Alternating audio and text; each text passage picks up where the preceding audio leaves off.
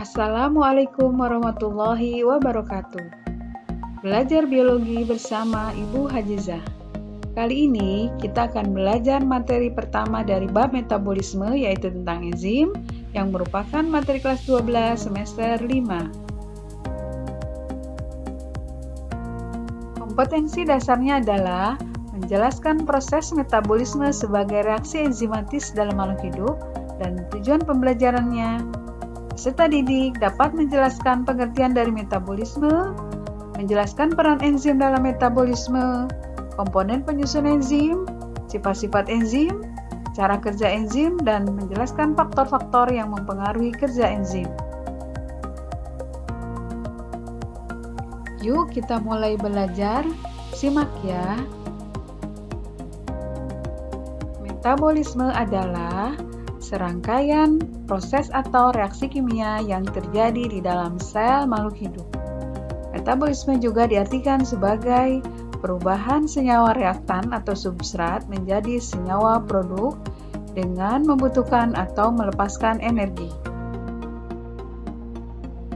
Metabolisme dibedakan menjadi dua, yaitu katabolisme dan anabolisme. Katabolisme adalah proses pemecahan atau penguraian senyawa kompleks menjadi senyawa sederhana disertai pelepasan sejumlah energi. Contohnya adalah respirasi dan fermentasi. Sedangkan anabolisme adalah proses penyusunan atau sintesis senyawa kompleks dari senyawa-senyawa sederhana dengan menyerap energi. Contohnya adalah proses fotosintesis dan proses sintesis protein.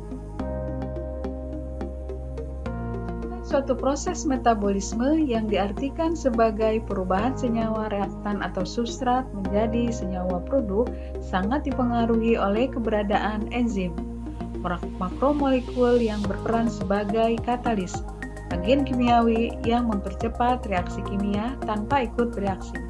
Atas perannya ini, enzim disebut sebagai biokatalisator. Pernyataan ini didasarkan pada sukrosa yang dilarutkan di dalam air steril tidak menunjukkan pemecahan yang jelas selama bertahun-tahun pada suhu ruang. Namun, jika kita menambahkan enzim sukrase ke dalam larutan tersebut, maka seluruh sukrosa akan terhidrolisis dalam hitungan detik menjadi glukosa dan fruktosa. Dan dapat dikatakan sekali lagi bahwa enzim merupakan biokatalisator, yaitu zat yang dapat meningkatkan kecepatan reaksi kimia tetapi tidak ikut bereaksi. Enzim berperan di dalam mempercepat reaksi kimia dengan cara menurunkan energi aktivasi. Pada dasarnya, reaksi kimia atau metabolisme merupakan peristiwa pemutusan ikatan atau pembentukan ikatan-ikatan kimia antara senyawa-senyawa substrat. Nah, pemutusan dan pembentukan ikatan kimia ini membutuhkan sejumlah investasi energi awal yang dikenal sebagai energi aktivasi. Sehingga energi aktivasi bisa didefinisikan sebagai sejumlah energi yang dibutuhkan untuk memulai suatu reaksi kimia. Kehadiran enzim dalam suatu reaksi kimia membuat turunnya energi yang dibutuhkan untuk memulai reaksi kimia itu, seperti digambarkan pada grafik berikut. Grafik berwarna merah menunjukkan besarnya energi yang dibutuhkan untuk memulai suatu reaksi kimia dengan bantuan enzim. Sedangkan grafik yang berwarna biru menunjukkan besarnya energi yang dibutuhkan untuk memulai suatu reaksi kimia yang disertai atau dikatalis dengan enzim. Sahabat biologi, sekarang kalian sudah tahu kan bagaimana peran enzim dalam suatu reaksi metabolisme. Selanjutnya, kita akan membahas komponen penyusun enzim. Berdasarkan penyusunnya, enzim dibedakan menjadi dua. Yang pertama adalah enzim sederhana, yaitu enzim yang tersusun hanya oleh protein saja. Contohnya adalah enzim pepsin dan tripsin. Dan yang kedua adalah enzim konjugasi atau yang dikenal dengan nama holoenzim. Holoenzim tersusun atas bagian apoenzim yang merupakan komponen enzim berupa senyawa protein. Bagian ini mudah terdenaturasi. Yang kedua adalah gugus prostetik, yang merupakan komponen enzim bukan berupa senyawa protein, bersifat termostabil.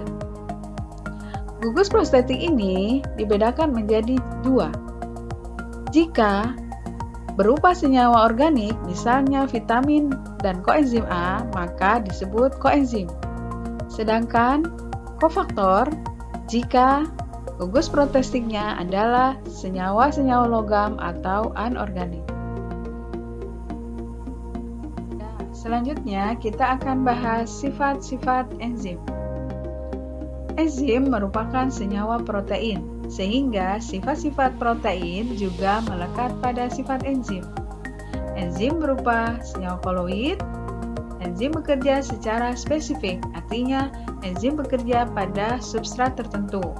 Contohnya, enzim lipase hanya bisa mengubah senyawa lipid, tidak bisa mengkatalis perubahan senyawa karbohidrat atau protein. Enzim bekerja secara selektif, artinya enzim hanya bekerja pada proses tertentu. Misalnya, enzim asam pirufat dekarboksilasi hanya bisa mengubah atau menghilangkan gugus karboksil pada substrat asam pirufat. Enzim bekerja secara bolak-balik. Enzim dapat bereaksi dengan substrat yang bersifat asam maupun basa, diperlukan dalam jumlah sedikit, dapat digunakan berulang kali, dan bekerja dengan dipengaruhi oleh perubahan lingkungan.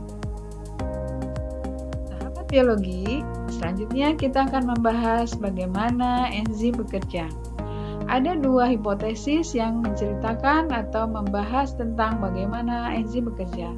Yang pertama adalah hipotesis lock and key atau hipotesis gembok dan anak kunci. Menurut hipotesis ini, enzim diibaratkan sebagai gembok, sedangkan substrat sebagai anak kuncinya. Menurut teori ini atau hipotesis ini, permukaan sisi aktif enzim yang merupakan tempat melekatnya substrat itu bersifat fix atau tetap.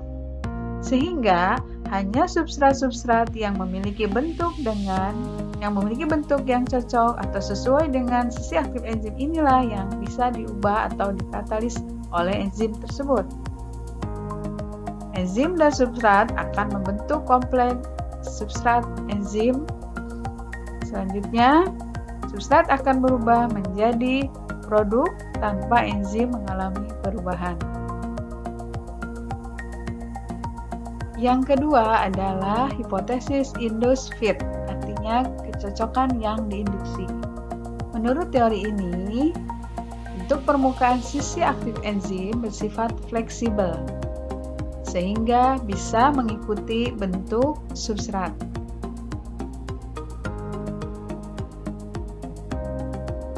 Biologi telah dijelaskan di awal bahwa enzim bekerja dipengaruhi oleh lingkungan. Nah, faktor-faktor apa saja yang mempengaruhi kerja enzim? Pertama adalah suhu atau temperatur. Enzim bekerja pada suhu atau rentang suhu tertentu. Contohnya, enzim pada tubuh manusia itu bekerja pada rentang suhu 30-40 derajat Celcius dengan suhu optimal sekitar 37 derajat Celcius. Sedangkan enzim pada tubuh bakteri thermofilik bekerja pada rentang suhu 65-90 derajat Celcius dengan suhu optimal sekitar 70 derajat Celcius. Faktor yang kedua adalah pH. Enzim tertentu bekerja pada pH tertentu pula. Contohnya, enzim pepsin itu bekerja optimal pada pH sekitar 2. Enzim petialin bekerja optimal pada pH sekitar 7 atau 8, dan enzim tripsin bekerja optimal pada pH sekitar 12. Selanjutnya adalah konsentrasi enzim. Semakin banyak enzim, maka aktivitas enzim semakin meningkat sampai kecepatan tertentu. Selanjutnya adalah konsentrasi substrat. Semakin banyak substrat, kerja enzim semakin meningkat sampai pada aktivitas tertentu. Berikutnya adalah aktivator, yaitu senyawa yang bisa meningkatkan aktivitas enzim, dan yang terakhir adalah inhibitor, yaitu senyawa yang bisa menghambat aktivitas atau kerja enzim. Ada dua inhibitor. Yang pertama adalah inhibitor kompetitif dan inhibitor non-kompetitif. Inhibitor kompetitif adalah senyawa yang memiliki bentuk menyamai atau mirip dengan substrat, sehingga senyawa ini berkompetisi melekat pada sisi aktif suatu enzim. Berikutnya adalah inhibitor non-kompetitif. Senyawa ini merupakan senyawa yang melekat pada sisi lain dari enzim. Namun, pelekatan ini bisa mempengaruhi bentuk sisi aktif enzim, sehingga menghalangi melekatnya substrat pada sisi aktif enzim. Demikianlah pembahasan kita tentang enzim. Untuk mengetahui sejauh mana pemahaman kalian tentang enzim, maka kerjakan evaluasi berikut ini. Selamat bekerja. Terima kasih atas perhatiannya. Sampai ketemu lagi pada pembahasan selanjutnya. Assalamualaikum warahmatullahi wabarakatuh.